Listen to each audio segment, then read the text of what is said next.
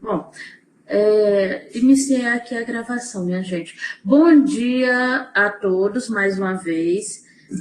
Dando sequência ao ciclo de webconferências promovido aqui pela Gerência de Ensino e Pesquisa do Hospital Universitário Professor Alberto Antunes, da UFAL, via a nossa unidade de telesaúde, temos a grande satisfação de receber hoje a professora doutora Eliane Moro, que é do Rio Grande do Sul e que tem uma experiência muito bonita no que diz respeito às questões que envolvem a biblioterapia no contexto hospitalar. Então, no primeiro momento, eu gostaria de agradecer imensamente o aceite do convite da professora Eliane Moro e desejar que todos possam ter um bom momento de conversa e de debate com a professora Eliane. Eu acredito que vocês devam estar me ouvindo bem. Por gentileza, só a título de teste, por favor, me deem um ok aí no bate-papo. Uma outra questão que eu gostaria de solicitar para vocês é que, por favor, deixem no bate-papo o nome completo, já tem até gente colocando o nome completo e o e-mail de vocês. Por quê? Porque nós vamos enviar o certificado de participação na webconferência de forma eletrônica. Então, por favor, nome completo e e-mail para que em breve nós possamos enviar o certificado para vocês. Então, professora Eliane Moro, mais uma vez, muito obrigada. E eu passo agora a palavra para a senhora fazer as suas considerações.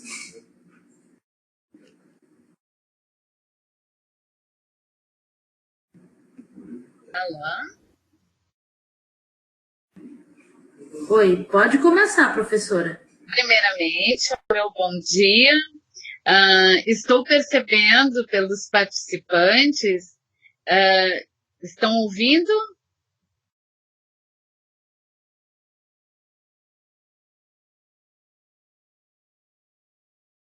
Estou percebendo pelos participantes que temos alguns alunos acadêmicos, profissionais bibliotecários do Rio Grande do Sul e também de Alagoas. Então, eu saúdo com um bom dia do chimarrão, né, ao coco, a água de coco de Alagoas.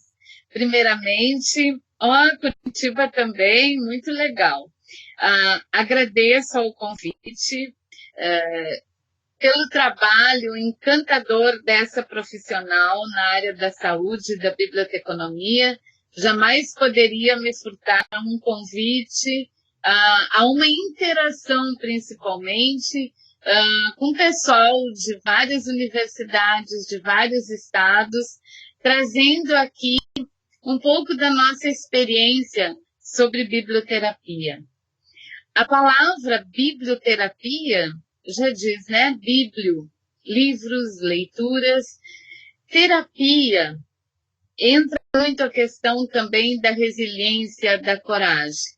Então, eu inicio o nosso bate-papo, a nossa interação de hoje, trazendo alguns aspectos de um dos trabalhos que um dos meus orientandos realizou sobre leitura e terapia, que foi realizado com adolescentes enfermos no Hospital de Clínicas de Porto Alegre. Gostaria de salientar que esse tema é bastante importante e trabalhado também no nosso curso de Biblioteconomia na Universidade Federal do Rio Grande do Sul. Vários acadêmicos realizaram trabalhos no ambiente hospitalar e alguns fora dele, como asilo, penitenciária feminina, com crianças com vulnerabilidade social, tratando sobre o tema biblioterapia. Um dos trabalhos foi da Verônica Luz, que ela abordou principalmente a questão das pessoas hospitalizadas na ala de adultos e que realizaram várias leituras no período de internação hospitalar, e ela fez um trabalho de observação e utilizou como instrumento de pesquisa a entrevista com esses pacientes, entre aqueles que utilizaram leitura e os que não utilizaram.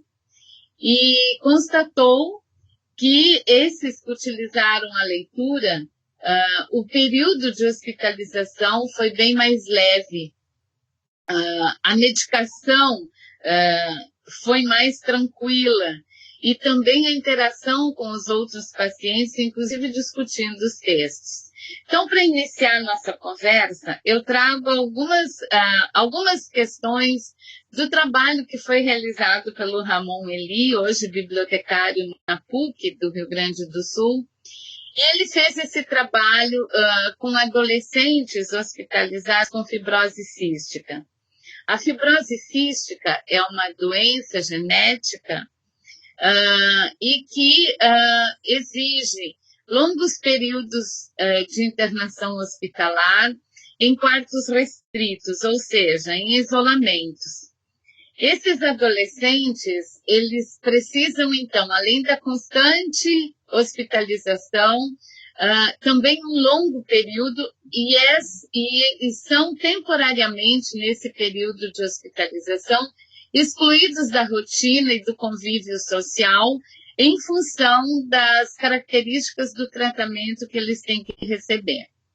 Então, a gente costuma dizer que eles ficam à mercê dos recursos disponíveis no hospital. São muitos, como recreação, tem uma sala de recreação que eles não podem frequentar. Esse trabalho do Ramon, então, tinha como objetivos observar quais os interesses de leitura desses adolescentes. E quando a gente fala em adolescente, nós sabemos que é uma fase em que a leitura não é tão prazerosa.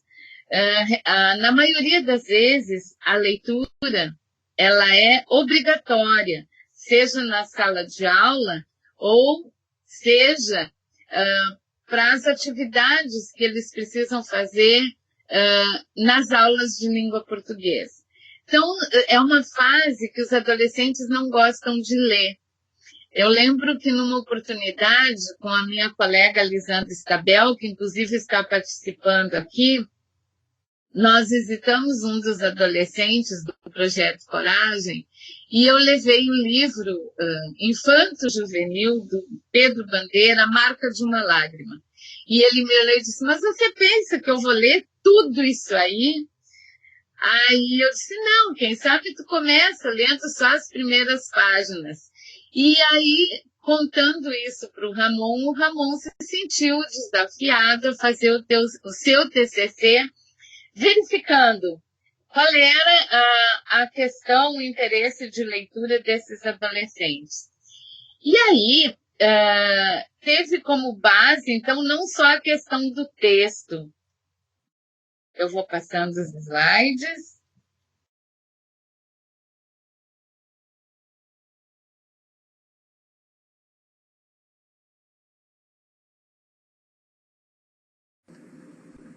Professora Eliane,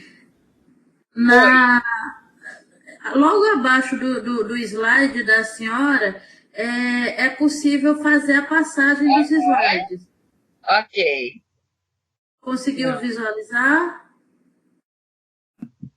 Foi. Ótimo, obrigada. Eu que agradeço. A inserção, então, da leitura e da biblioterapia no ambiente hospitalar para os adolescentes foi o foco do estudo realizado. E o problema que ele procurava a resposta. Em quais aspectos a leitura pode contribuir na terapêutica de adolescentes com doenças crônicas no Hospital de Clínicas de Porto Alegre? Esse hospital, ele é um hospital de referência no tratamento dessa doença, da fibrose cística, na América Latina. Então, é um hospital que congrega um grande grupo de adolescentes que se hospitalizam para receber o tratamento.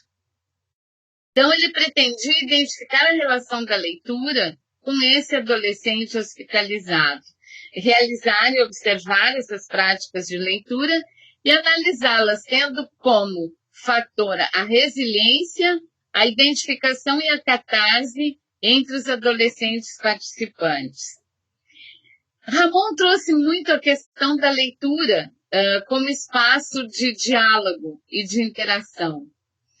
E os livros como caminhos já traçados para percorrer, né, percursos possíveis e viáveis.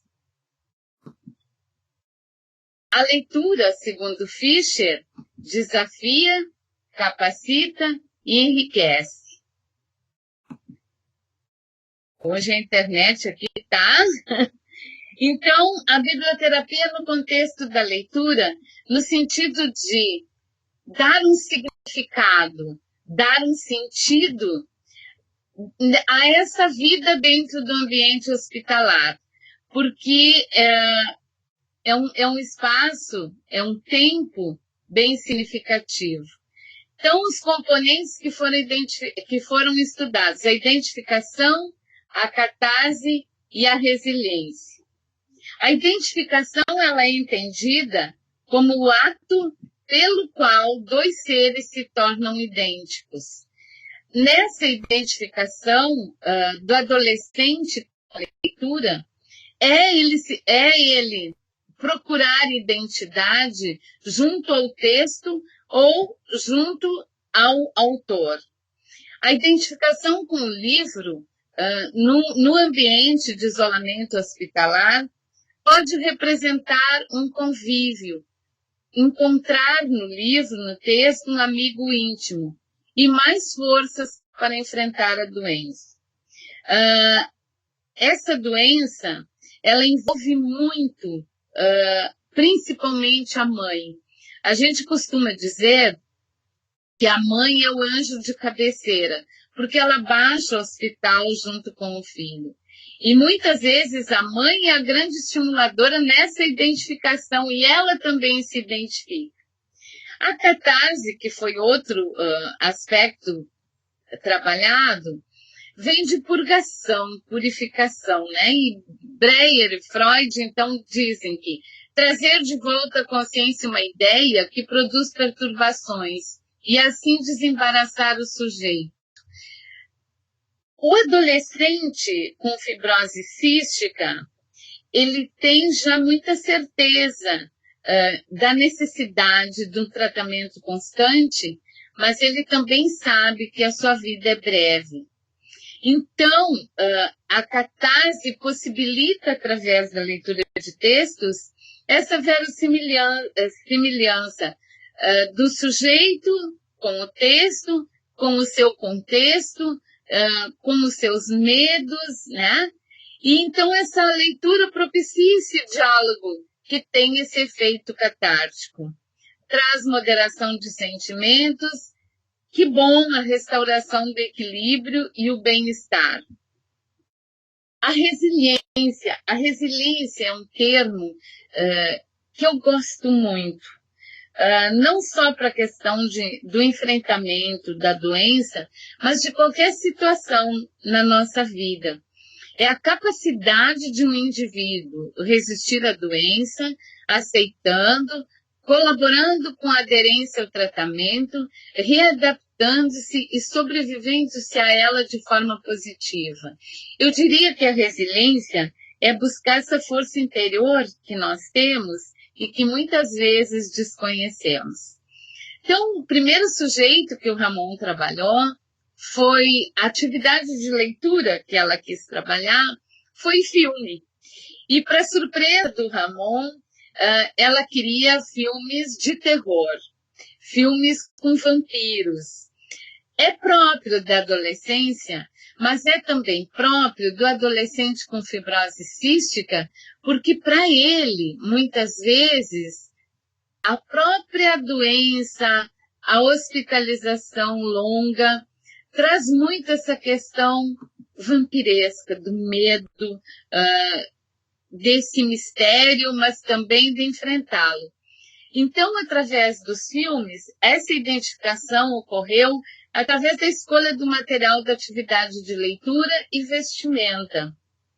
A catarse foram observados através de sustos, de momentos de tensão, risos, diversão e refletem a moderação de sentimentos.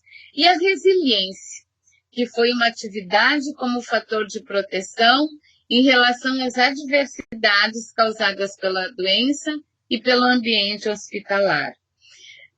É fácil de imaginar, né?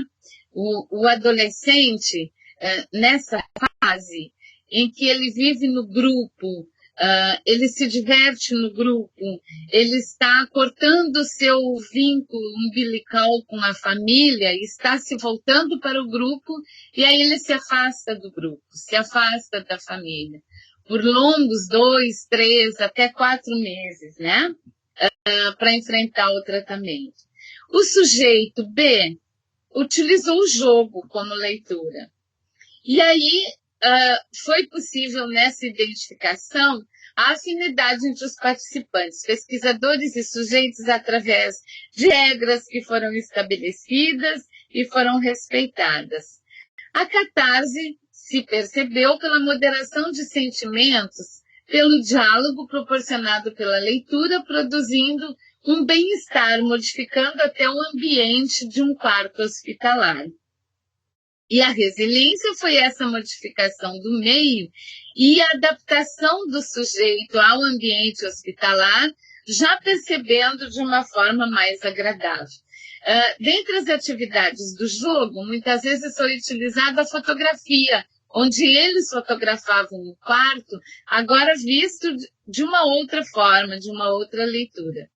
E o terceiro sujeito foi através de histórias narradas. E aqui eu trago um dos textos que eu sou apaixonada, que é Adivinha o Quanto Eu Te Amo, que foi um dos textos trabalhados.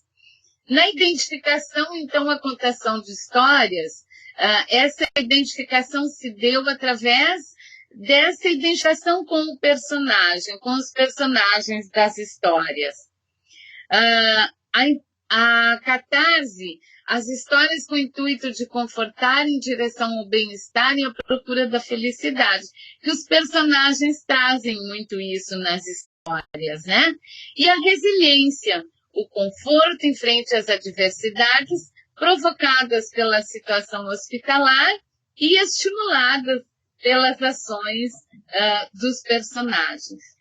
Então, como respostas à leitura e terapia com esses adolescentes no espaço hospitalar em quartos restritos, foi a importância de trazer à criança e ao adolescente alguma atividade de leitura que o atraia, seja no suporte de filme, de textos, de jogos, facilitando os efeitos terapêuticos. O alcance da identificação da catarse e da resiliência com manifestações particulares em cada um dos sujeitos. As respostas foram diferentes, mas todas elas foram pelo prazer, pelo brincar. A leitura, então, como acesso e uso da informação, mediados pelo bibliotecário em ambiente hospitalar. E a leitura, biblioterapia e qualidade de vida para os doentes crônicos hospitalizados, foi possível verificar, não somente através da observação dos adolescentes, mas principalmente na participação das mães que acompanham esses pacientes e que participavam indiretamente das atividades e depois relatavam, né, os efeitos da atividade realizada, que permanecia por muitos dias no espaço hospitalar. E a leitura aliada ao medicamento e terapêutica no ambiente hospitalar, em que muitos atendentes colocavam que, após as atividades, esses adolescentes se dispunham mais a fazer a fisioterapia, a aceitar a medicação e a alimentação, que é bastante restritiva. Aqui as referências. e um espaço aqui da sala de recreação de uma atividade de contação de histórias. A Berenice aqui diz, fotografia do quarto dele. Poderia explicar melhor como se realiza esse processo? As fotos, a gente largou máquinas fotográficas nas mãos deles e num quarto hospitalar não tem muito recurso, né? É a cama, a televisão, os equipamentos para receber a medicação, a porta por onde entram, né? Só os médicos atendentes e o remédio, que eles não gostam muito. E o que foi interessante é que muitos desses adolescentes foram para a janela. E na janela, da janela, eles começaram a fotografar o que acontecia lá fora. Então, foi essa relação com o mundo. Um deles também usou o vídeo para mostrar vídeos de zumbis, porque ali era também uma catarse, né, em relação à doença. Será que eu te respondi, Denise?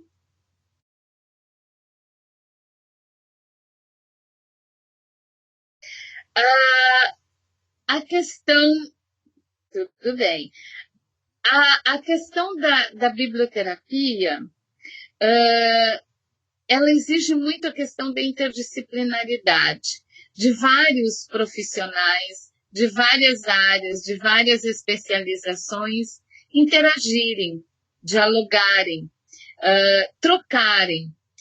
Na biblioteconomia, principalmente, eu conheci um grupo, o Bíblia Encanta, ali de Maceió, que faz um trabalho de contação de histórias em diferentes espaços e também nos hospitais.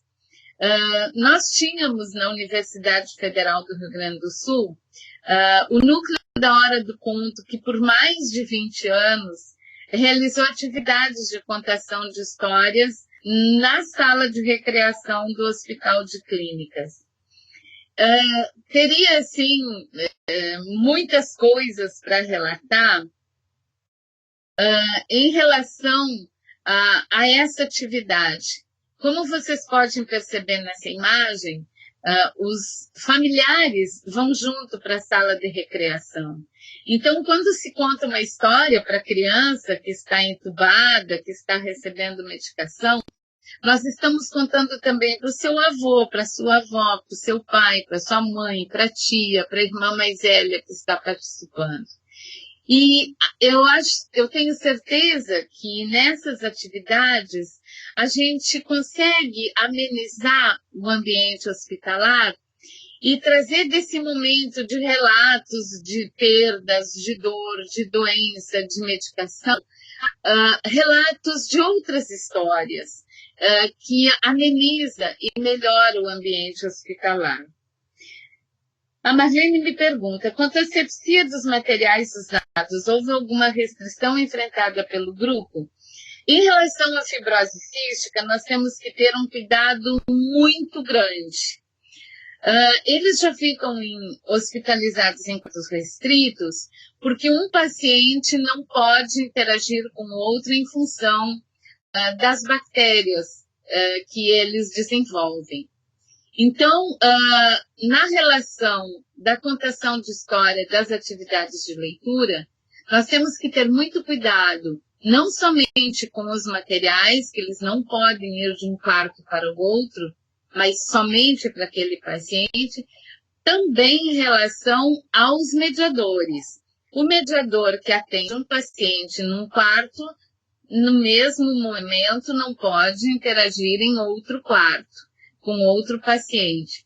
Os equipamentos que nós utilizamos também devem ter todo um cuidado de asepsia e os livros, da mesma forma, não devem circular entre um paciente e outro. Então, quem trabalha com a biblioterapia no ambiente hospitalar, mesmo procedimento deve-se ter com os transplantados.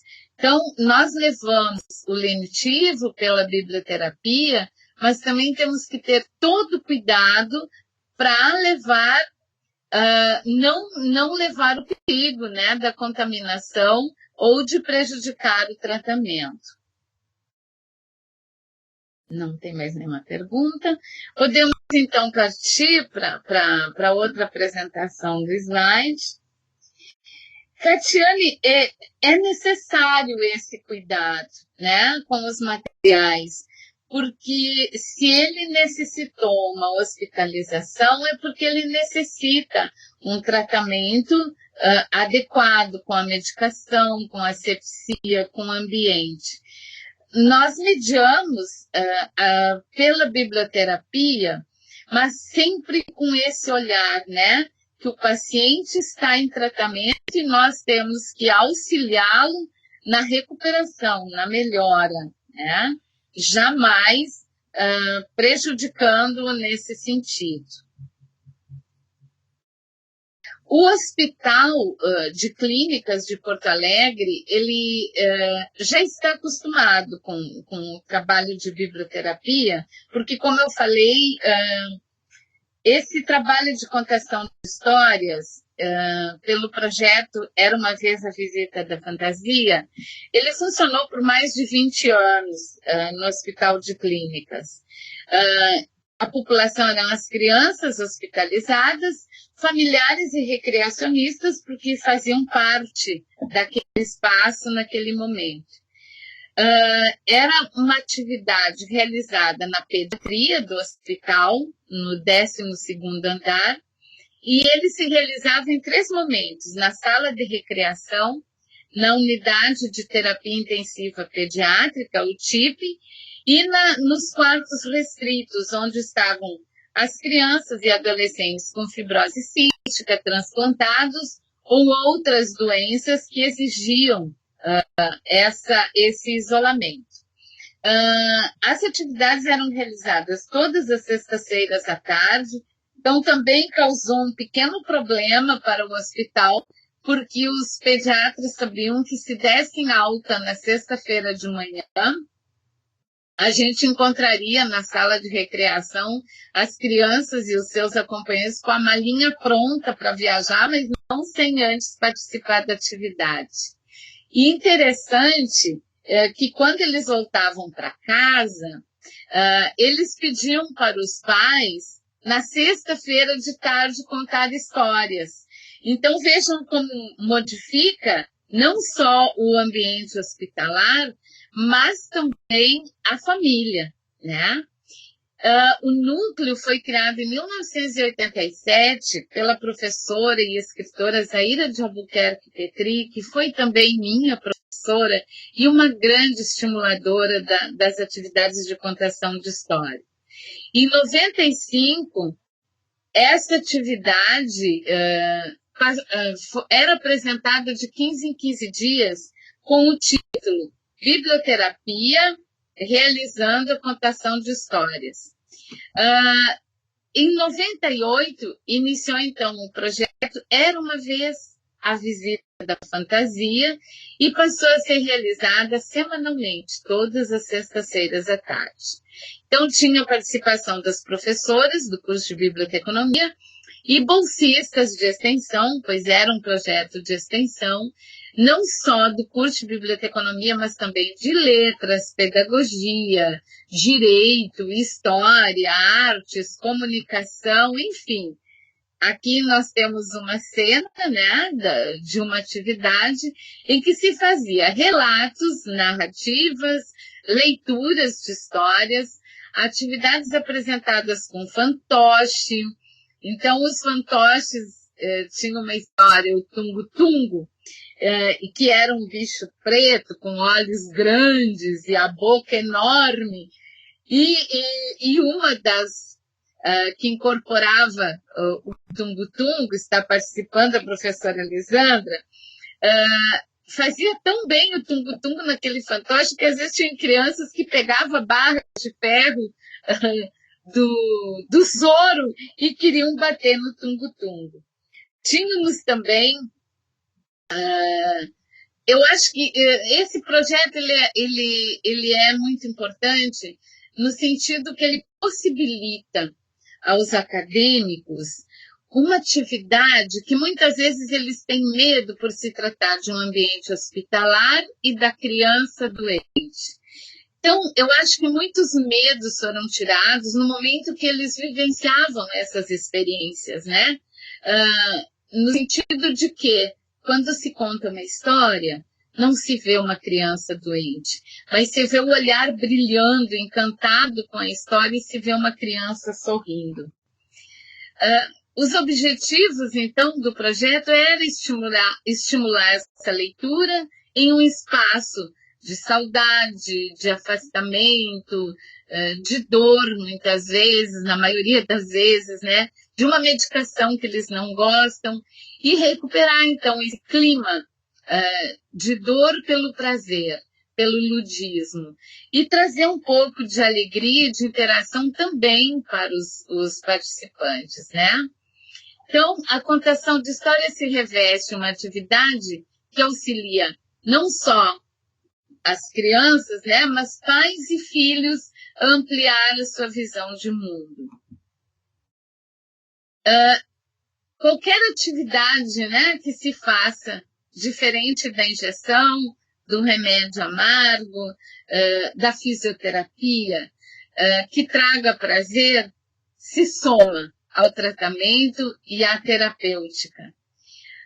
A contação de histórias, né, então aproxima pais e filhos, aproxima os profissionais também que trabalham no hospital, porque no momento que eles estão medicando a criança, eles estão ouvindo um pedaço da história e estão também participando, e depois tem como recuperar esse momento com as crianças no momento de uma dosagem do medicamento. Com certeza auxilia na superação das dificuldades.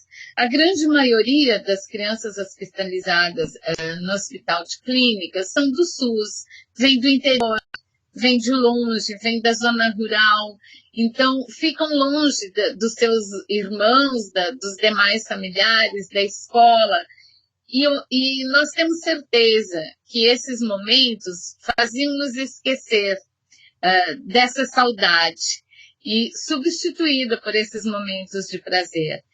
A história emociona, estimula, encanta e serve como lenitivo no tratamento terapêutico e na melhoria da qualidade de vida do paciente hospitalizado. Então, só por isso vale a pena. E possibilitam a criança sonhar, viajar por outros mundos. Apesar do seu corpo estar em situação de repouso, em situação horizontal, né? A sua mente e o seu imaginário voam, constroem mundos nunca imaginados. No dia de Natal, na Páscoa, no dia da criança, nós levávamos sempre, em vez do Papai Noel, o coelho, né? A bruxa. E essa bruxa fazia essa catarse, essa identificação de enfrentar seus medos, de enfrentar esse mistério, né? E de que a bruxa, muitas vezes, para muitas mães, a bruxa tinha o poder de curar tanto quanto a medicação. E o depoimento do Germano, que enquanto ele estava hospitalizado, a gente diz que hoje é mais um anjo no céu, o Germano dizia: enquanto eu ouço histórias, eu esqueço a doença, e esqueço que estou no hospital. Eu acho que dos slides podemos partir agora para o bate-papo, né? Márcia da Silva, a felicidade deles não tem preço. Também acredito. Mas eu acho que a gente compartilha a felicidade deles. Quem conta histórias no ambiente hospitalar, quem tem essa gratificação de trabalhar biblioterapia no ambiente hospitalar, muito mais recebe do que doa. A gente não doa, a gente ganha muito. Porque o brilho no olhar, o sorriso da criança, a receptividade à medicação, não tem, né? Concordo, Márcia. Aí eu falando muito, perdi muito do que vocês estão colocando aqui. Deixa eu retomar.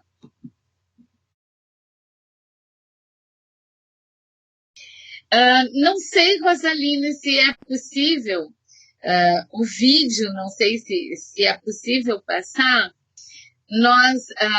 O nosso grupo da RBS gravou um vídeo para o Jornal do Almoço sobre a biblioterapia, a contação de histórias, e inclusive tomou depoimento dos próprios pacientes hospitalizados e dos acompanhantes. Então, é um depoimento bastante vivo do quanto a biblioterapia é importante. Percebo, verifico. É possível? Professora Eliane, infelizmente a gente está tendo um probleminha aqui de natureza técnica e eu acho que a gente não vai conseguir passar o vídeo. Eu gostaria só de pedir que fosse disponibilizado o endereço aí na aba de bate-papo, e aí a gente pede aos nossos participantes que na sequência eles possam acessar, que eles podem acessar.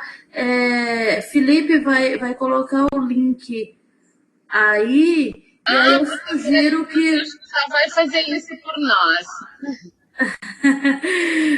Felipe vai colocar o link, e aí a Lisandra também. Olha, muita gente vai colocar o link, que maravilha. A Lisandra é a minha parceira nessas atividades. Eu costumo dizer que ela é a parceira de sonhos, de projetos e de realizações, né? E a Lisandra é uma excelente contadora de histórias. Que ótimo. Eu queria só quebrar o protocolo e dizer que eu amo a Lisandra também. E nós duas chamamos muito. Obrigada. Então, Lisandra, por gentileza, pode colocar o endereço do vídeo, e aí a gente até solicita que as pessoas façam o acesso, e aí enquanto isso ocorre, os demais participantes podem fazer perguntas com relação à temática. E eu quero registrar que parabenizo, me sinto totalmente encantada com as atividades que são desenvolvidas no que diz respeito à biblioterapia.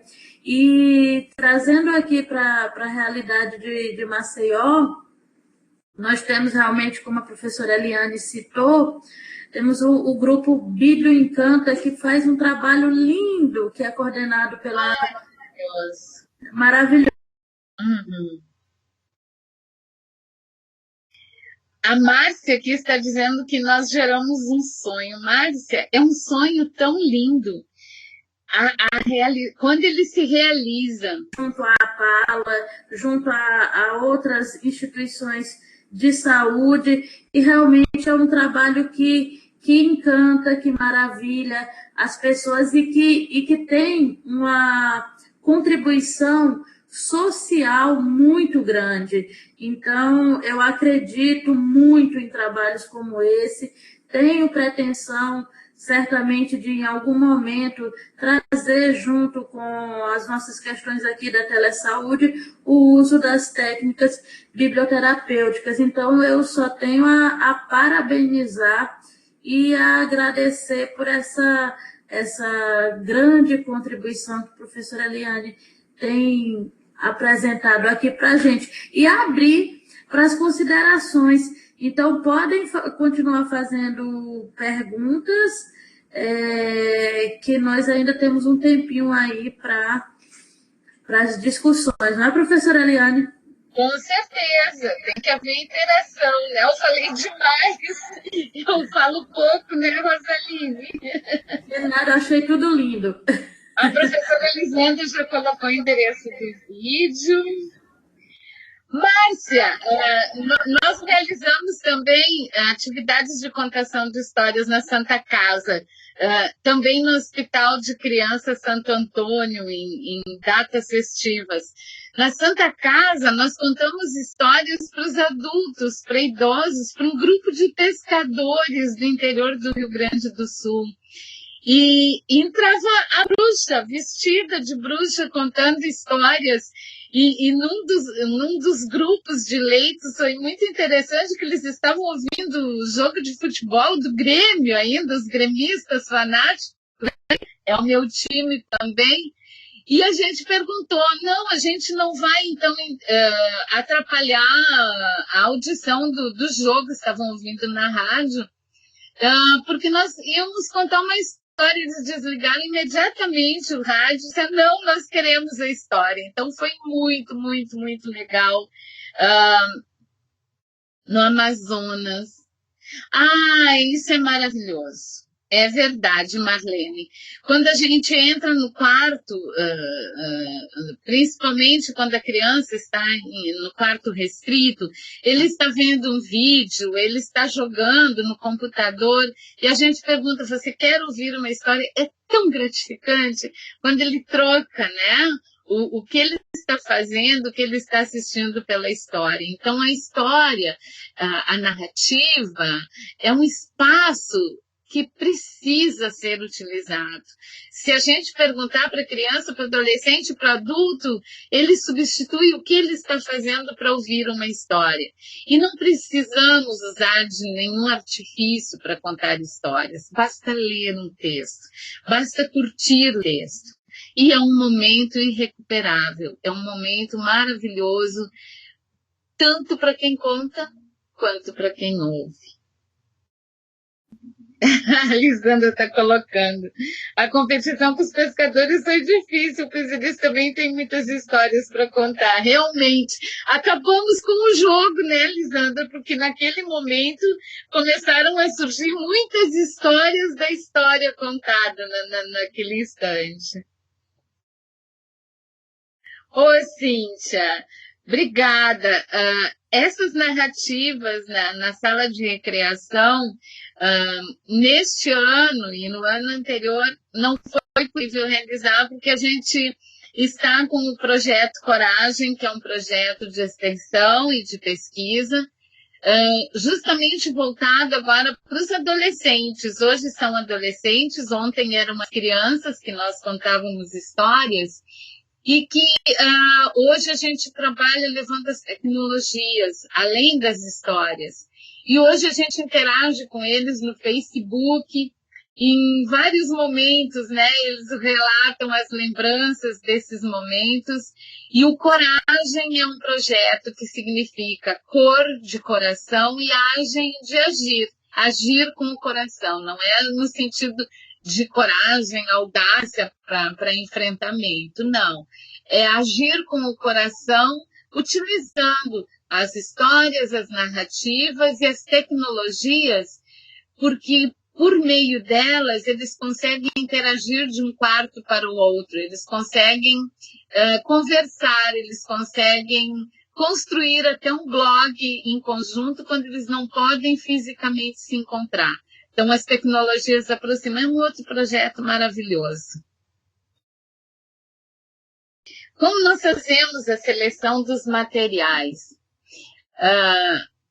Das narrativas, das histórias, geralmente a gente procura fazer pela faixa etária que vamos atender. No início do projeto, às vezes eu tinha medo de contar histórias que falavam sobre perda, sobre morte. E depois nós começamos a trabalhar esse tipo de texto, porque na catarse é muito importante, para que, por meio da catarse, eles busquem, reencontrem a resiliência. Então, principalmente a seleção dos materiais é pelo tipo de contador de história, a identificação com o texto. Ele tem que estar apaixonado pelo texto que ele vai contar. Isso é tudo. Então, não tem, assim, uma temática para cada atividade, não. os participantes, os mediadores de leitura, escolhem os seus textos de preferência. Por exemplo, eu gosto muito dos textos mais emotivos, os textos que falam da emoção, do afeto. Já a Lisandra gosta muito mais dos textos que fazem da bruxa uma mediadora para a questão de brincadeiras, de fazer rir, de rir mesmo, que muitas vezes eles dizem assim, eu não posso rir, que dói a cirurgia. E, de repente, eles estão rindo e esquecendo a dor da cirurgia, né? Quer dizer, o riso leva a esse momento feliz. Então, a seleção dos materiais é muito nisso, baseado nisso. É o texto que o mediador curte, que ele gosta, porque é um momento muito importante, mágico. Camila está participando. A Camila fez o TCC, que eu falei bem no início da minha fala, sobre atividades de música e contação de histórias com idosos no nosso asilo Padre Cacique. E realmente trabalhou a biblioterapia, e eu acho que todos esses meus orientandos trazem com muita presença a questão de dar voz ao sujeito e de se apaixonar pelo que estão fazendo. O TCC da Camila, do Ramon, da Verônica e dos tantos outros que fizeram esses TCCs, vocês podem acessar no Lume, da Universidade Federal do Rio Grande do Sul. Aconselho que busquem. Obrigada, Camila, por participar.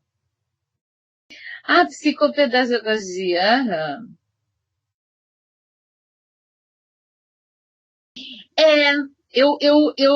Eu acredito nisso, Clebson. Eu acho que tem que ser movido a paixão, a prazer, a gostar, né? Porque se a gente não ama a leitura, não apaixona para a leitura, a gente mata o leitor, né? Então, acho que não precisa profundos conhecimentos. Precisa, sim, sempre buscar, né? Mas a paixão, o afeto, o comprometimento, a responsabilidade, o respeito ao outro, eu diria que são palavras-chave para a gente trabalhar com biblioterapia. Obrigada, Jéssica. É um trabalho que é possível fazer em qualquer espaço, né? Hoje, a biblioterapia, a gente falou sobre o ambiente hospitalar, mas ele é possível em qualquer espaço, né? No espaço onde o idoso muitas vezes está apreensivo, está desalentado, uma narrativa, uma leitura de um texto ajuda muito, né? Na família, as crianças, né? Eu digo que a gente deve começar a contar a história desde o ventre materno, né? Antes ainda da criança nascer, a gente já deveria começar a contar histórias. E as histórias possibilitam não só essa viagem para um mundo mágico, mas também trabalhar com muitas questões de valores, de respeito, né? Não a história doutrinária, sou radicalmente contra doutrinar pelas histórias, mas essa catarse que a história provoca, né? E eu acho que na situação de hoje, no mundo de hoje, quando a gente observa, né, a sociedade que a gente está vivendo, faltam muitas narrativas, né? Para muitas pessoas que hoje esqueceram a ética.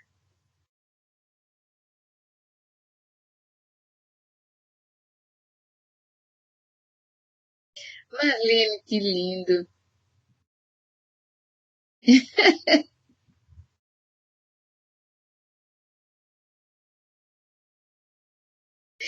O riso, uma vez me deu medo, uma criança riu tanto que a mãe ficou nos olhando e a gente terminou logo a história. Às vezes a gente saía do hospital e queria chorar, não é trabalho fácil. E precisamos estar bem para trazer o bem-estar do outro. Realmente, Marlene, acho que a maior dificuldade é quando a gente retorna para contar história e o paciente, ao invés de ter dado alta, foi para outras, né? Para outros espaços.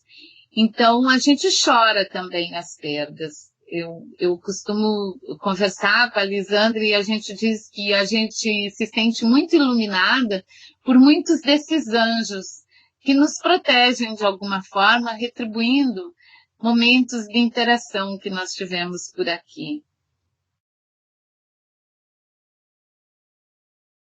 Ah, Flávio, o envolvimento é muito grande, de todos os lados, né? Um dia nós estávamos contando história na recreação do hospital e uma mãe embalando o bebê no balanço e nós contando a história e o bebê resmungou e ela virou para o bebê e disse assim, fica quietinho, deixa eu terminar a história. Então, isso também gratifica muito, né? Quer dizer que a história estava fazendo bem para essa mãe também. Quem sabe quanto vai mudar na relação com o seu bebê, né? Os avós que ouvem dizem assim, ah, que bom, agora eu aprendi mais uma história, hoje de noite ele vai querer ouvir história e eu vou repetir essa. Então, é bom para todos, com certeza, Flávio. É verdade, Lisandra. Eduardo Galeano, né? Eduardo Galeano dizia que quando se conta uma história, se ouve o silêncio, né? E que se os cientistas afirmam que o homem é feito de átomos, ele acreditava que o homem era composto de histórias. Verdade. Jairo, verdade.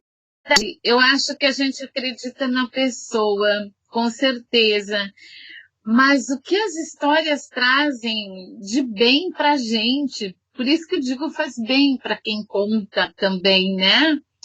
Quantas vezes, em quantos momentos de conflito, de tensão, de uma tomada de decisão na vida, um conflito de uma história, um personagem de uma história nos leva, nos conduz, nos auxilia para a resolução desse conflito, né?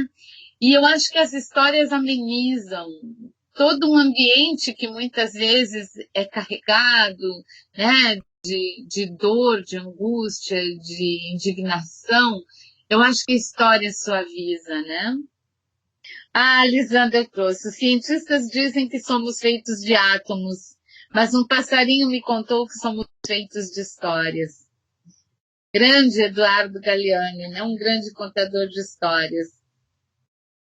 Clebson, professor, as situações em que os participantes do projeto mantiveram contato contínuo com os pacientes, digo, pós-internação deles.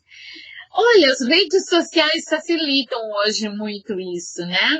Então, as redes sociais continuam essa interação. E muitas vezes, na rua, eu me encontro com um adolescente, um adulto que diz, eu lembro da senhora na contação de histórias, né?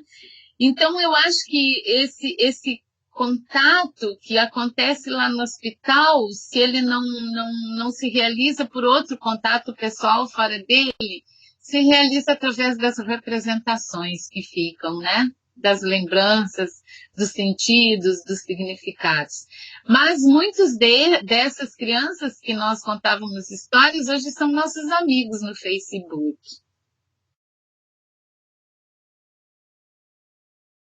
Ah, Lisandra.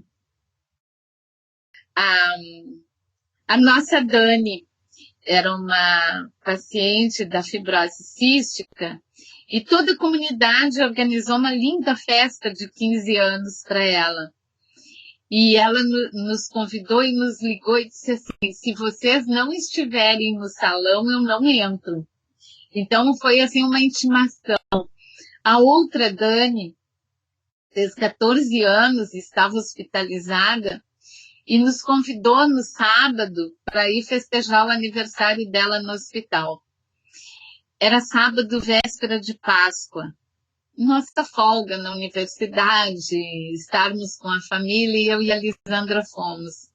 Quando nós chegamos no quarto, tinha a cama dela e a cama do acompanhante, porque era quarto restrito. A cama do acompanhante tinha uma toalha de aniversário, cheia de doces, salgados e o bolo de aniversário. Eu me emociono de falar. E a festa era para nós. Se nós não tivéssemos ido, não teria acontecido a festa. Então, é muito gratificante. Era festa de aniversário no quarto de hospital, onde a nossa presença era esperada. Então, as histórias propiciam isso, né? E essa menina, a gente conseguiu realizar um grande sonho que ela tinha. As duas Dani hoje já se foram, porque a fibrose, eles têm uma média de vida até 16 anos. A Dani, nós conseguimos levar pessoalmente o maior ídolo dela, meu Deus, estou tão emocionada que chegou a me dar um branco, que era o cantor que ela amava de paixão. Liz, me ajuda, Felipe Dilon, na época. E nós conseguimos levar o Felipe Dilon no quarto da Dani. E foi uma emoção tão grande, tanto nossa, da Dani, da mãe da Dani e do Felipe. Era para ele ficar 10 minutos, ele ficou quase 30 minutos com ela, e ele nos olhava e dizia, o que mais eu posso fazer por ela? Porque ele foi contagiado pela emoção da Dani. E aí ele tirou uma medalha que ele tinha numa corrente de prata e deu para a Dani, deu na mão dela. Ela passou 3, 4 dias com a mãozinha fechada e aquela medalha na mão. E as enfermeiras disseram, chegou a maior medicação que a Dani precisava. E realmente não foi tão difícil, não foi impossível, mas foi um sonho que a gente conseguiu realizar para a Dani e que a gente curtiu junto. Ele entregou a medalha dele para ela, está na capa de um CD essa medalha, de um dos CDs do Felipe. E a gente percebe, a gente acompanha todo esse percurso, e quando eles começam a desanimar, a gente percebe que eles vão partir. E a gente fica até o finalzinho junto, e a gente sabe que ainda continua juntos. Então, esses contatos, essas interações, esses amigos eternos que a gente faz, é mediado pelas histórias, nesses encontros em um espaço hospitalar em que as histórias transformam vidas, transformam as nossas, principalmente. A gente passa a olhar o outro com outro olhar. E a gente passa a perceber que não temos problemas.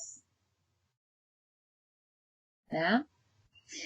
Curso Direito, mas acho que o meu próximo curso será Biblioteconomia, sobretudo Biblioterapia. Clebson, nós tínhamos contadores de histórias do direito também que participavam. Não precisa cursar Biblioteconomia para trabalhar com biblioterapia. Pode ser um mediador de leitura, né? Obrigada, Miqueias. Obrigada, Luciana. Eu tenho que agradecer demais a minha querida amiga e parceira, essa profissional maravilhosa que é a Rosalina, que propiciou esse momento. Exatamente, Ana Paula, eu ia falar. Na UFSC tem a disciplina de biblioterapia, faz parte, né, do curso, a professora maravilhosa que ministra, já tem livros publicados, né? E vale a pena, eu acho que vale a pena. A Clarice Caldi. Infelizmente, no nosso curso, nós não temos a disciplina biblioterapia, mas tem uma disciplina que é obrigatória, que é leitura, biblioteconomia e inclusão social. Ai, Thiago, obrigada. Eu acho que eles são nossos anjos que nos chamam para a gente interagir. Obrigada, Ana Paula e Jairo. É muito bom, principalmente quando eu conto com uma parceira maravilhosa, que é a Lisandra, que é uma excelente contadora de histórias, e que a gente faz esse percurso com muito carinho, com muito comprometimento, mas principalmente com muita paixão. Obrigada, gente. Nossa, extrapolamos o horário, né, Rosaline?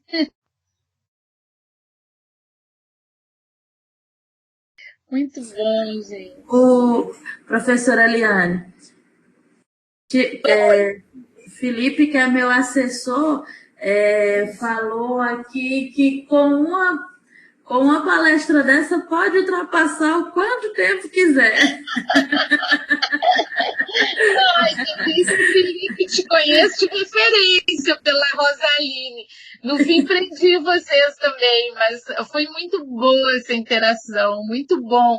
Senti daqui do Rio Grande do Sul, de Porto Alegre, a energia de vocês aí. Muito gostoso, muito prazeroso. Que coisa boa, que coisa boa.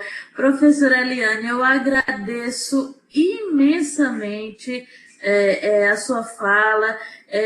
Fico extremamente feliz com o quantitativo de pessoas que estão interagindo nesse momento. Isso para a gente aqui da unidade de telesaúde só fortalece ainda mais a nossa ideia, a nossa motivação de que o uso das tecnologias de informação e comunicação podem potencializar de forma efetiva o desenvolvimento, o ensino-aprendizagem, a interação, as possibilidades de troca e o avanço da ciência e da tecnologia, seja em qual área for. A gente que mexe com telesaúde se emociona muito e se empolga muito quando a gente consegue ver o resultado de determinados trabalhos que a gente desenvolve. E essa possibilidade de trabalhar a biblioterapia e de ter acesso a palestras como a sua e como a de outros profissionais que estão contribuindo no nosso ciclo de webconferências é realmente muito, muito gratificante mesmo.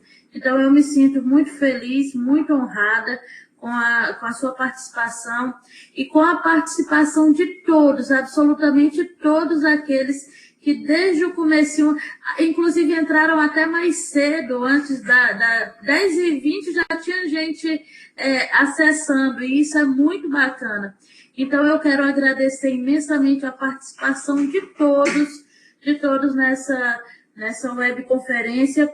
Dizer que continuamos, na semana que vem temos mais uma webconferência que vai tratar sobre questão de linguagem e terminologias voltada aí para o programa Mais Médicos, que é uma temática bem bacana também, e que vai ser com a professora Virgínia Bentes Pinto, da Universidade Federal do Ceará, e teremos, para encerrar o ciclo de webconferências no mês de abril, uma webconferência com o professor Daniel Antunes, tratando da questão da saúde quilombola. Então, eu convido a todos para prestigiarem essas outras duas webconferências que teremos ainda neste mês, sempre às quartas-feiras, às 11 horas. Agradeço a professora Lisandra pelas palavras e, para finalizar, peço mais uma vez que vocês coloquem o nome completo. Quem não colocou, coloque nome completo e e-mail para que possamos enviar os certificados. Então, eu vou deixar a sala aberta ainda mais entre 5 e 10 minutos, só para que vocês possam inserir essas informações. Muito obrigada, professora Eliane. Eu que te agradeço mais uma vez, Rosaline. E essa energia, essa participação de todos foi do Oiapoque ao Chuí, né? Do Amazonas, em outro fuso horário, e valeu a pena, gente. Obrigada, Rosaline, por esse espaço, a tua equipe, a Lisandra, que contribuiu, mas principalmente a todos os participantes, meu muito obrigada pelo carinho, pela energia, pela participação. Muito obrigada.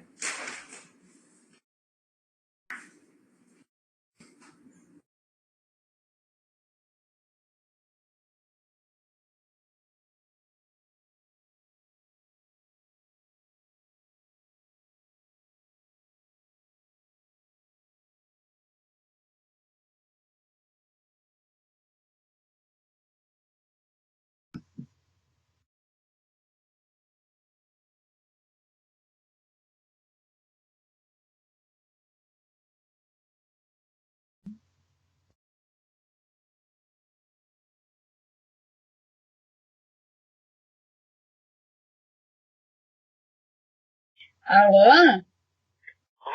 Guria, me deu um pânico, eu te ligava. Tu viu quantas ligações teve? Guria, teu áudio tá ligado. Desativa teu áudio.